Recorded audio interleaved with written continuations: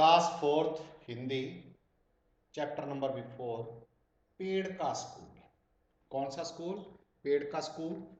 और स्टूडेंट्स, भारतेंदु हरिश्चंद्र जो है उनके पुरस्कार से सम्मानित डॉक्टर जो है क्षमा शर्मा द्वारा लिखित एक कहानी है। छोटी सी बच्ची है और स्कूल की जैसे छुट्टी हो जाती है तो घर पे कुछ ना कुछ करती रहती है और उसमें मौसी आती है। तो क्या कहानी है, अब इसको अपने पढ़ेंगे।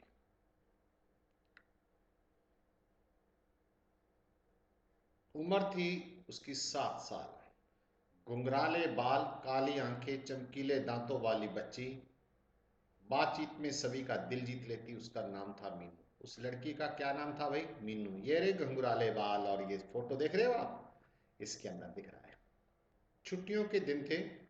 इन दिनों बच्ची को ढेर सारे काम मिल गए, सचमुच ढेर से।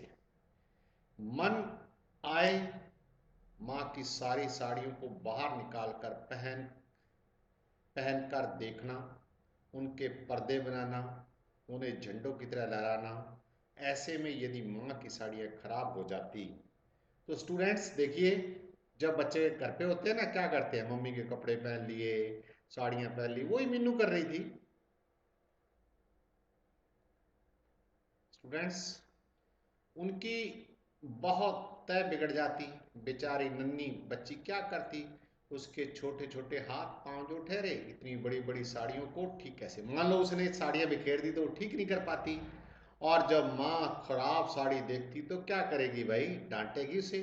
डांटती और कहती, माँ तुम आखिर क्यों नहीं सोचती कि मैं अपनी नन्ही नन्ही उंगलियों से इन बड़ी बड़ी साड़ियों की तय कैसे बनाऊं?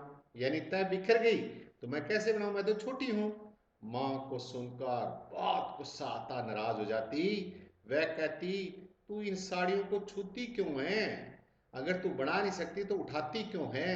लेकिन बच्ची मां को समझाती, जैसे उन रंग बिरंगी साड़ियों को लहराकर उस बंद कमरे में रंग बिरंगे फूल खिलाती थी। यानी वो साड़ियों के ऊपर रंग बिरंगे फूल होते हैं ना, तो ऐसे मानो कि वो किसी बागवानी में खड़ी है।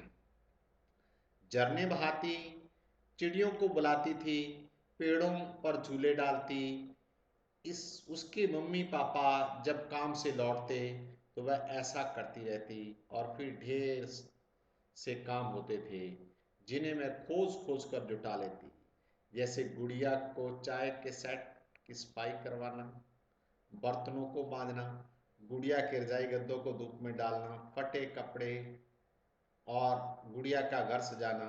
ये काम भी करती रहती। वो जैसे ही मान लीजिए मन्नू क्या करती, मीनू भाई, मीनू क्या करती, ये गुड़िया थी उसके पास तो उसको कभी चाय पिलाना, क्या गुड़िया तो बर्तन साफ ले, मांजना होता मिट्टी से बर्तन साफ करना, गुड़िया के रजाई गद्दे रखना, ये सारे न जाने पता नहीं कितने वो काम करती। एक दिन दरवाजे की घंटी बजी। मीनू दौड़ती गई, दरवाजा खोला तो मम्मी की सबसे प्यारी सहेली दीपा मौसी, मौसी का नाम था दीपा। मीनू ने मौसी मौसी कहकर उससे लिपट गई। दीपा मौसी और मम्मी बैठकर बातें करने लगे। अब मीनू का भी तो मन कर रहा था कि दीपा मौसी से ढेर सारी बातें करे। आपके घर में मौसी आती है, आप भी चाहते हैं ना बात करे, इसलिए वे चाय के बहाने, कभी पानी देने के बहाने, कभी गुड़िया दिखाने के बहाने, कभी होमवर्क पूछने के बहाने बार बार आ रही थी। दिखाने के बहाने, कभी होमवर्क बहाने आती। उसकी बात सुनने के चक्कर में मम्मी की बात बीच में अधूरी रह जाती। अंत में खींचकर यानी गुस्से होकर, मिन्नू आज तो बस तुम बहुत ही तंग कर रही हो, हमें बात क्यों नहीं करनी? जब बड़े बात कर रहे होते ना, कहते उधर चले जाओ, हम बात कर रहे हैं। तो मम्मी ने भी कहा, आज हमें तो बातें नहीं करने दे रही। मीनू डांटने से मीनू की आंखें बाहर आई, आंसू आ गए। बोली, मम्मी आप खुद तो मुझसे बात नहीं करती, आप दीपा मौसी को भी बात नहीं करने दे रही।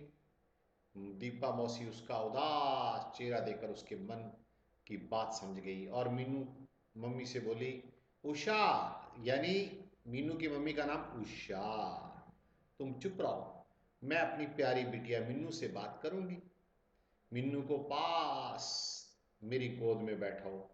उधर पहले तो डरी, मम्मी से नाराज, आए नहीं, ठिठकी डर के वजह से, लेकिन मौसी ने जब बार बार बुलाया तो वो उसकी गोद में आ गई। मौसी ने पूछा, अच्छा बताओ मिन्नू, इस बार तुम कौन सी क्लास में हो गई हो या आ गई हो? चौथी ए। कौन सी में? चौथी ए। मीनू ने जवाब दिया। उसकी बात सुनकर मुस्कुराती हुई जो मौसी बोली, चौथी ए। वह बोली, ओह मौसी। अच्छा, मौसी की बात सुनकर मम्मी भी मुस्कुराई, लेकिन मीनू को समझ नहीं आया कि वह इतनी बड़ी मौसी है और चौथी ए क्या होती है, पता नहीं। यानी चौथी तो सुना है, उसने कहा ए क्या होता है? सेक्शन माने गए हैं। मौसी फिर बोली, सेक्शन बड़ी मुसीबत है। मीनू को बड़ा ताजुब हुआ कि मौसी इतनी बड़ी होगी मगर उन्हें सेक्शन का नहीं पता। पूछ रही है सेक्शन माने क्या, यानी सेक्शन का मतलब क्या? सेक्शन माने, समझाने लगी Meenu. A B C D, एक दो तीन चार। मौसी अपनी हथेली को फैलाते हुए बीच में बोल पड़ी, हाँ हाँ हाँ, एक दो तीन चार। मीनू तालिब जाते बोली, जोर जोर से हंस रही थी। इसका मतलब एक दो तीन चार मंजिलें। कितनी मंजिलें तुम्हारे स्कूल में? मौसी ने पूछा। ओह, मंजिलें तो दो ही हैं, मगर वहां कमरे अलग अलग हैं, मीनू ने कहा। तो मीनू, तुम कमरे में बैठकर पढ़ती हो? मौसी ने पूछा। मीनू सोच में पड़ गई, मौसी आखिर क्या है? फिर बोला, मौसी क्या आप कमरे में बैठकर नहीं पढ़ती थी?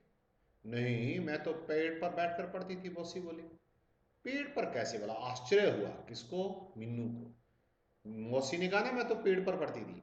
ऐसे में नीचे मास्टर जी होते थे, ऊपर मैं बैठी होती थी, बस जो काम लिया, स्लेट को रस्सी बांध रखी थी, ऊपर से लटका दिया गया। मास्टर जी देख लिया, फिर ऊपर खींच लिया। अब मास्टर जी पेड़ पर नहीं चढ़ सकते थे, इसलिए गलती भी करती तो सजा नहीं मिलती। मीनू की आंखें फटी रह गई, यानी का आश्चर्य हुआ, यह कैसा स्कूल? तभी मम्मी बोल पड़ी, बस दीपा, बहुत बुद्धू। बुद्धू देखो कैसे लिखा जाएगा, बुद्धू बना लिया। लेकिन अब बस भी कर। जोर जोर से हंसने लगी। अब हंस पड़ी। मीनू भी समझ गई कि मौसी मजाक कर रही है। उसकी सारी उदासी दूर होगी और वह जोर जोर से हंसने लगी। मांजना, शब्दार्थ लिखने हैं, मिट्टी से रगड़कर साफ करना। ठिठकी, अचानक रुक जाना। ताजुब, अचंबा। बुद्धू, मूर्ख। तो ये लेसन और शब्दार्थ करके आप व्हाट्सएप पे भेजो स्टूडेंट्स।